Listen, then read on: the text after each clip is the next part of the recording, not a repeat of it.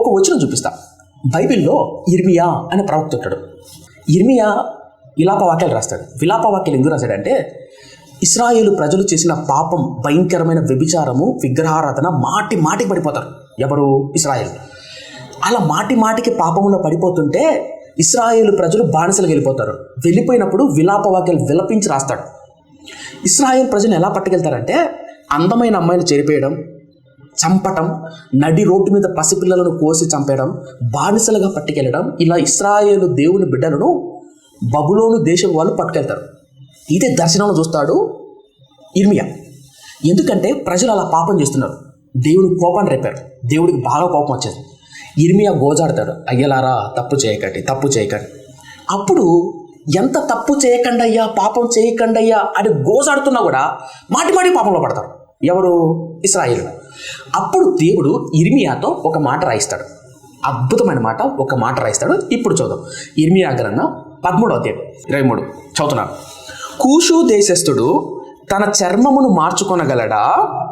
కూషు దేశస్థుడు తన చర్మమును మార్చుకొనగలడా?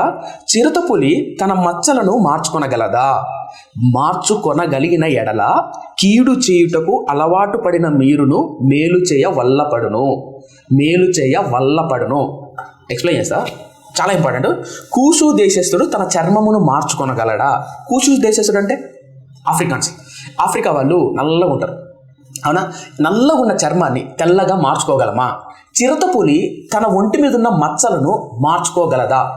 మార్చుకుంటారా?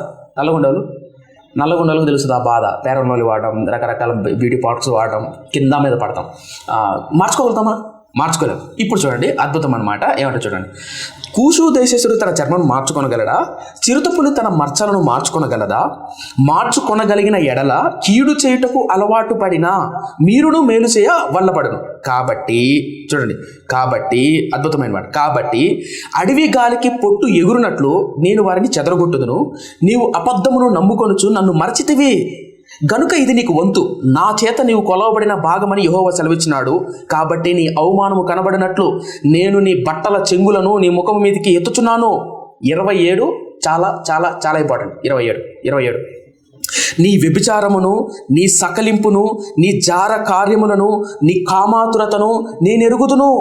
పొలములోనున్న మెట్టల మీద నీ హేయ క్రియలు నాకు కనబడుచున్నవి. యెరూషలేమా, నీకు శ్రమ, నిన్ను నీవు పవిత్రపరచుకొన్న నొల్లవు. ఇక ఎంతకాలము ఇలాగూ జరుగును? ఈ మాట చాలా ఇంపార్టెంట్. నిన్ను నీవు పవిత్రపరచుకొన్న నొల్లవు. కనపడిందా? రైట్. భయపడకండి, ఈ వర్డ్స్ గుర్తుపెట్టుకోండి. లాస్ట్ అడుగుతా, చాలా చాలా ఇంపార్టెంట్, చాలా చాలా ఇంపార్టెంట్. ఈ వర్డ్స్ గుర్తుపెట్టుకోండి, లాస్ట్ అడుగుతా. ఇప్పుడు కంప్లీట్ పాయింట్. ఇర్మియా ప్రవక్తకు దేవుడు చెప్తున్నాడు, ఇర్మియా నువ్వు వెళ్ళి ఇశ్రాయేల్ ప్రజలు చెప్పు. ఇశ్రాయేల్ ప్రజలు మాటి మాటి తప్పు చేస్తున్నారు, పాపలు పడుతున్నారు, మళ్ళీ లేస్తున్నారు, పాపలు పడుతున్నారు. వాళ్ళ పరిస్థితి ఎలా అయిపోయిందంటే, కూషు దేశస్థుడు తన చర్మాన్ని మార్చుకుంటాడా? మార్చుకోలేడు. చిరుతపులి తన ఒంటి మీద ఉన్న మచ్చలను మార్చుకుంటుందా? మార్చుకోలేదు. మరి మాటి మాటికి పాపానికి బానిసైనటువంటి అలవాటైనటువంటి వ్యక్తులైనటువంటి మీరు మార్చుకోగలరా? మార్చుకుంటారా? అలవాటు అవుతుందా? కాదు. మీ హేయ క్రియలు, మీ వ్యభిచారము, మీ కామాతురత మీరు ఎక్కడ చేశారో, ఎక్కడ ఎలాంటి ప్రవర్తించారో ఇవన్నీ నేను చూసా, ఎందుకంటే మీరు నా దగ్గర రాలేదు అని వివరించుకుంటా మొదలుపెట్టాడు. ఇప్పుడు నా ప్రశ్న, ఎందుకు ఈ వచ్చిన విషయం తెలుసా? మనం కొన్నిసార్లు కొన్ని పద్ధతులు పెట్టుకుంటాం, కొన్ని నియమాలు పెట్టుకుంటాం. ఏమనంటే, ప్రతిరోజు బైబిల్ చదువుతా, ఈరోజు పవిత్రంగా బతుకుతా, రేపు పవిత్రంగా బతుకుతా, లేదా ఈరోజు తప్పు చేశా, పొరపాటున టెంప్ట్ అయిపోయి, లేదా శోధనలో పడిపోయి తెలిసి తెలియక జరిగిపోయింది, ఇక మీదటి నుంచి చేయను. ఒక నిర్ణయం తీసుకుంటాం, ఇంక మీదటి నుంచి చేయను, ఇలా ఉంటాను, అలా ఉంటాను. ఆ నిర్ణయాలు కొంతవరకే ఉంటాయి, మళ్ళీ ఎందుకో తెలీదు డైవర్ట్ అయిపోతాం, వెళ్ళిపోతాం. కాలం బారిన తర్వాత ఆ పని చేయం, జయించలేం, మళ్ళీ కురిగిపోతాం, నీరు గారిపోతాం. బైబిల్ చదవబుద్ధి కాదు, ప్రార్థన చేయబుద్ధి కాదు, నిరాశ, నిస్పృహ, బాధ, ఆవేదన, కృంగుదల.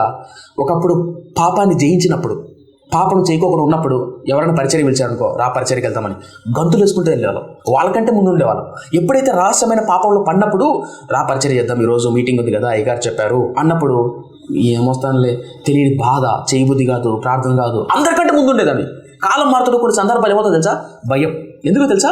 మనల్ని మనం మార్చుకోలేక. కొన్నిసార్లు అనిపిస్తుంది, ఇప్పటికి 100 సార్లు పడ్డానన్న పాపంలో, 50 సార్లు పడ్డానన్నా, 40 సార్లు పడ్డానన్నా, జీవితకాలం పడుతున్నా లేస్తున్నా, నా వల్ల కావట్లేదన్నా, ఎలా అన్నా జయించాలి, ఏంటి చెప్తున్నారు బోల్డ్ ఎంతమంది. నాకు ఒక అబ్బాయి నాకు ఫోన్ చేశాడు, ఫోన్ చేశాడు.